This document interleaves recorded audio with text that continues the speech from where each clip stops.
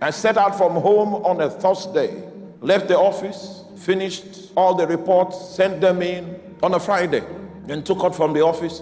I was going for a crusade, and I got the blessings of my wife. She was heavy with pregnancy, and I was on the crusade ground ministry. There was this guy, he was 50 years old at the time, and he was blind. And while we were praying for healing, one of his eyes began to see. And it created commotion in the place. I was excited because I've seen the deaf here before. I've seen cripples walk, never seen the blind see. I was rushing after the service to go tell my wife, oh my God, the blind saw.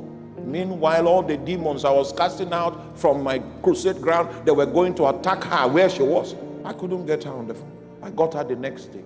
What's going on? She had had a dream. She just tried to sleep, and then she saw something like a ram with many horns trying to drive the horns into her womb, and she held the ram and started plucking out some of the horns, but the dream was inconclusive. When she woke up from the dream, she began to bleed. That was why I couldn't access her on the phone. At the time I got her on the phone, she said, well, I'm not in good shape. The doctors have checked since we lost the baby. Lost what? The blind just saw on the field. And then on the other side of the coin, we lost the baby. We lost the baby.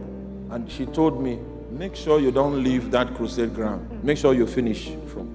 So it doesn't matter how I had to speak boldly in the Lord. I was not feeling great, but the instruction was to speak boldly. Just be bold. I was not feeling okay, but the Bible says long time about day, speaking boldly in the Lord.